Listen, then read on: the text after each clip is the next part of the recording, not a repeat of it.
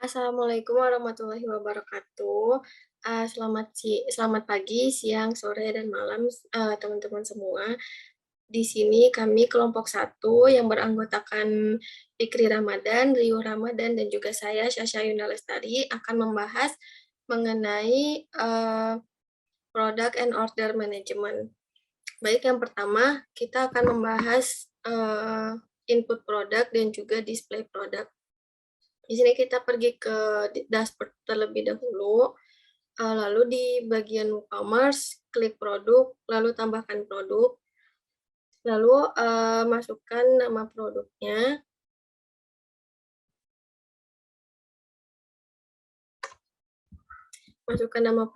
keyboard hitam, dan juga di bawah kita isi deskripsi produknya. Lalu di bawah lagi kita isi di bagian umum harga normalnya berapa, misalnya 150.000.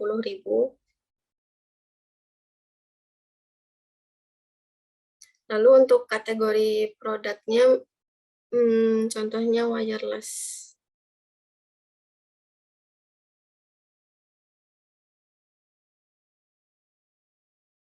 Lalu ke bawah lagi,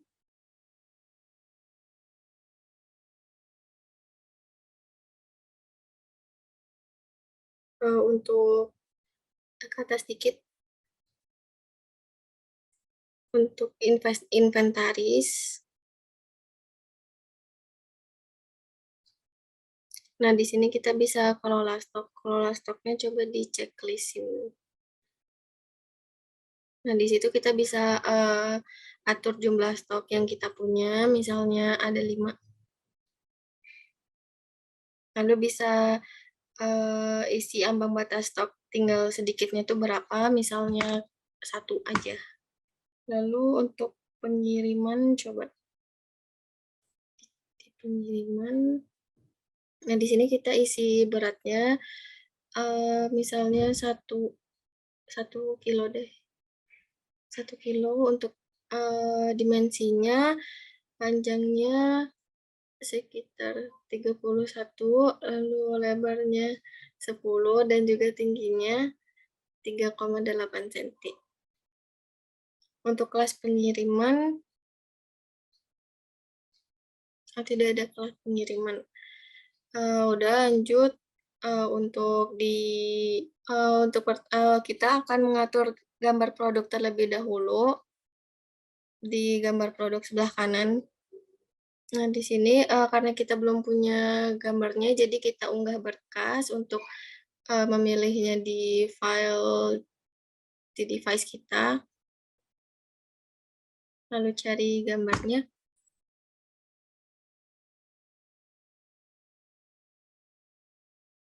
Lalu atur gambar produk.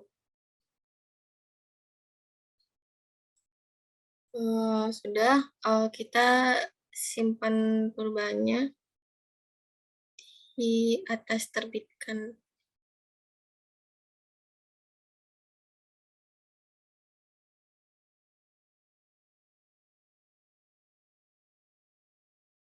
Nah, di sini edit produk sudah dipublikasikan. Kita klik lihat produk untuk melihat tampilannya di website. Nah, ini untuk display produk keyboard hitamnya. Udah. Selanjutnya, untuk menu bar chart ya. Saya akan menjelaskan tentang menu bar. Yang pertama, klik tampilan. Selanjutnya, sesuaikan. Selanjutnya, klik menu. Nah, jika ingin mengubah yang di atas, yang kayak contohnya seperti beranda, produk, my akun, keranjang, sebagainya, jika ingin dipindahkan urutannya bisa diklik ke bawah. Ya, itu. Selanjutnya, jika ingin menambah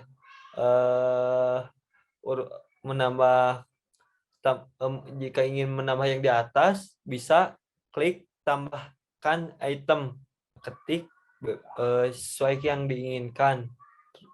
Selanjutnya widget, klik tambah. Selanjutnya, nah,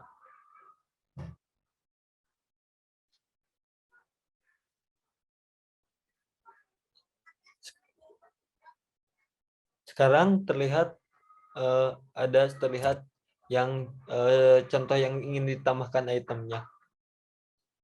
Selanjutnya dijelaskan oleh teman saya yaitu Fikri.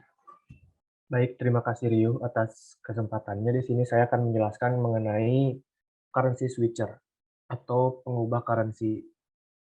Nah, di sini kita menggunakan salah satu plugin yang sudah disediakan di WooCommerce atau di WordPress dengan WooCommerce. Untuk pluginnya sendiri bernama Currency Multi Currency for WooCommerce.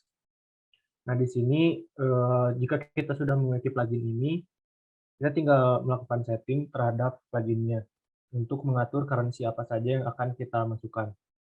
Oke, nah untuk setting dari multi currency ini, di sini bisa dilihat bahwa di sini kita bisa menambahkan currency lain selain currency default yang kita gunakan di web kita. Di sini kita menggunakan currency rupiah sebagai default. Nah, di sini kita bisa mengubah currency apa yang akan kita tampilkan selain dari yang default tadi. Kita coba sekarang dengan US dollar.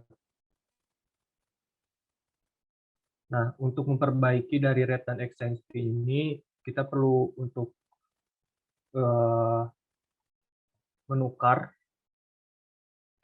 seperti ini, dan nantinya akan langsung otomatis ditukarkan dengan nilai tukar rupiah yang sekarang. Di sini bisa dilihat bahwa 1 rupiah sama dengan 0,0007 US dollar. Nah, jika sudah seperti ini, tinggal di save. Nah, setelah page-nya melakukan refresh, maka bisa dilihat di sini saat kita melihat suatu produk, nantinya kita bisa mengubah currency dari produk itu. Kita coba yang ini dengan harga 1.149.000. Yang mana, nah di sini nanti akan ada gambar bendera. Jika kita lihat di sini bendera Amerika dengan nominal 80 US dollar. Jika kita klik, nanti currency yang di webnya juga akan berubah menjadi US dollar tadi. Nah, untuk multi currency for WooCommerce ini sebenarnya kita bisa menambahkan currency lain jika kita melakukan upgrade premium fitur yang ada di multi currency. Jadi kita harus berlangganan dan berbayar. Jika kita menggunakan plugin ini secara gratis, maka kita dibatasi dengan 2 currency saja. Seperti itu. Nah, untuk penjelasan selanjutnya akan dilanjutkan oleh Syahya. Baik, terima kasih. Selanjutnya, saya akan menjelaskan mengenai penggunaan kupon di WordPress. Baik, yang pertama, kita ke dashboard, lalu di pemasaran, bawahnya lagi. Nah, itu ada kupon, diklik. Jadi kupon ini berguna untuk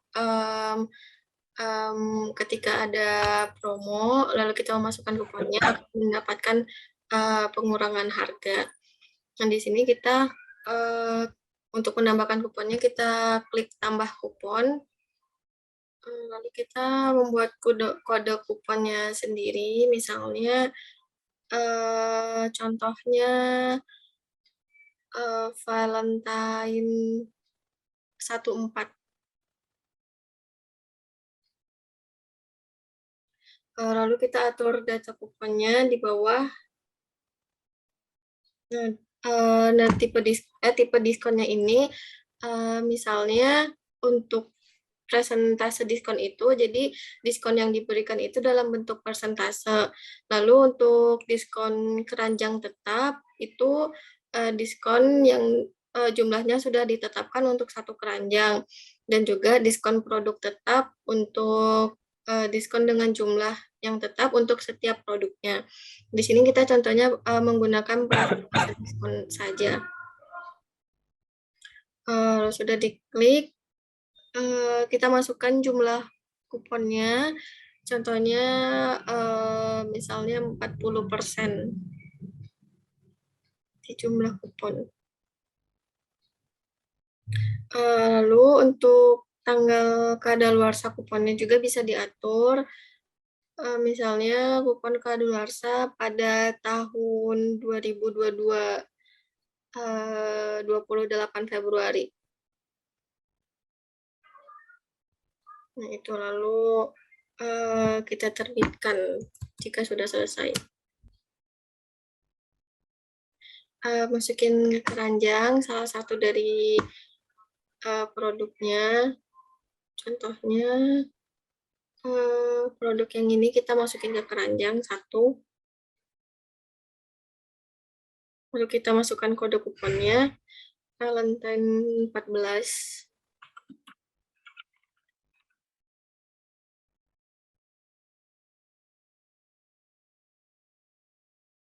Nah, setelah diterapkan 40% dari 1.149.000 itu yaitu 459.600, dan itu udah otomatis berkurang harga totalnya. Mungkin cukup segitu untuk kupon. Lanjut, saya akan menjelaskan mengenai order status. Nah, untuk order status ini di penjualan produk ini tuh pertama kita coba check out dulu.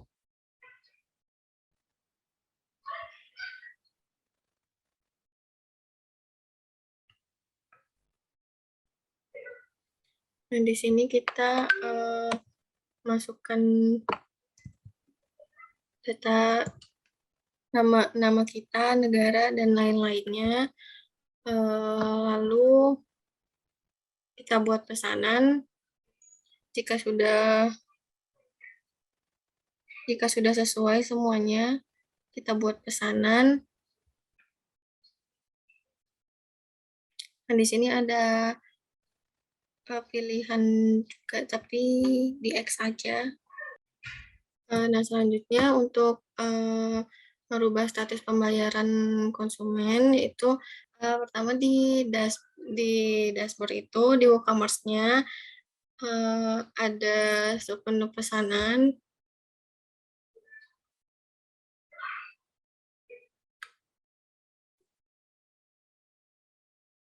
Nah, di sini ada status pembayaran tertunda. Di situ coba klik statusnya itu bisa diperbarui.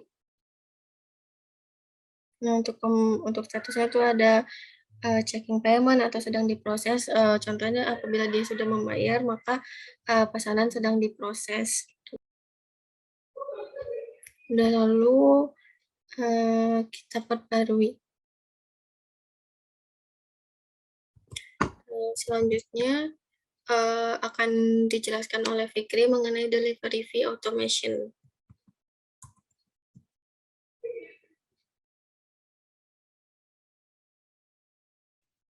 Baik, terima kasih Sasha atas kesempatannya. Di sini saya akan menjelaskan mengenai delivery fee automation atau untuk menentukan ongkos kirim secara otomatis. Nah, lagi-lagi di sini kita juga memanfaatkan suatu plugin. Plugin ini bernama Woongkir atau ditulisnya Woongkir. Nah, di sini kita bisa langsung ke settingnya aja untuk melakukan pengaturan terhadap plugin ini.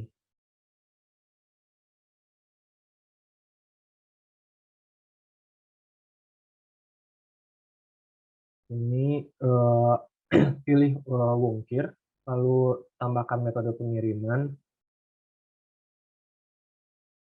Nah, jika sudah, klik pada bacaan judul ini, ongkirnya. Nah, untuk shipping origin provinsi ini tuh diisi dengan provinsi di mana toko kita berada. Misalkan kita isi Jawa Barat, ini Bandung Barat, lalu dari Lembang. Ini bisa langsung di no aja, show etanya ini tidak usah di checklist. Nah, untuk base chart content weight dalam gram ini kita tulis aja 1 kilo atau 1000 gram. Nah, lalu di sini ada raja ongkir Apiki. Ini tuh bisa didapetin dari webnya Raja Ongkir, yang mana kita tinggal membuat akun, lalu nanti ke menu panel dan nanti di sini ada API key-nya. Nah, ini langsung paste saja di sini. Nah, karena akun dari Raja Ongkirnya ini kita pakai yang gratis sejauh ini, jadi kita hanya bisa memilih yang starter, di mana domestic shipping kurirnya itu cuma ada 3. Dan dari 3 ini pun kita hanya bisa memilih salah satunya saja. Misalkan kita pilih dari JNE. Untuk teks statusnya kita pilih non saja. Nah, untuk internasional, untuk yang free ini juga nggak ada. Kita langsung simpan perubahan. Nah, jika sudah, ini bisa dilihat juga ya pas lagi check out.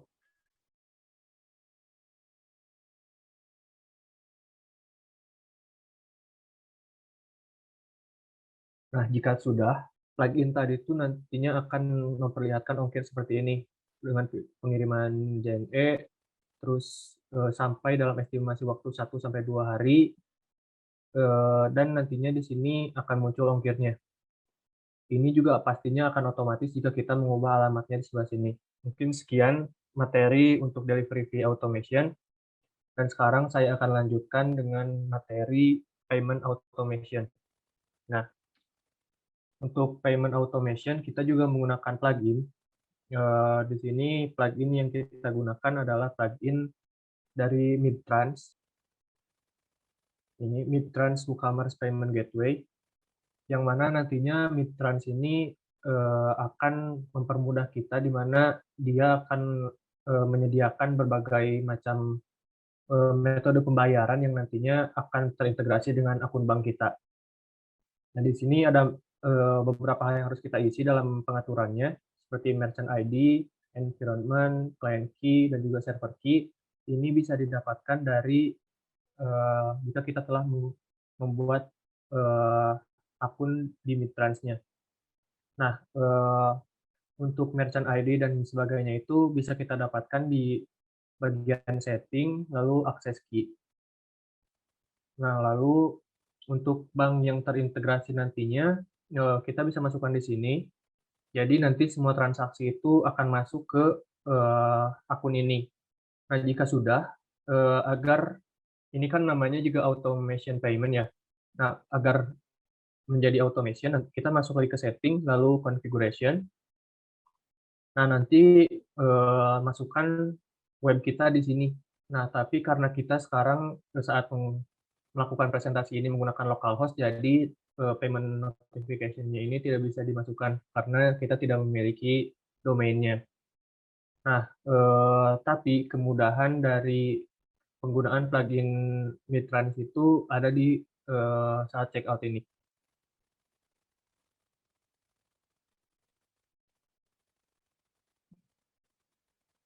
Nah, sebenarnya kita juga punya opsi di mana kita transfer bank secara manual, yang mana nantinya kita harus mengupload slip transfer yang telah kita lakukan, dan nantinya diverifikasi secara manual oleh penjualnya. Tapi dengan Midtrans tadi, di sini akan ada opsi all supported payment, yang saat kita nantinya membuat pesanan, nanti akan muncul beberapa pilihan dari pembayaran yang bisa kita lakukan.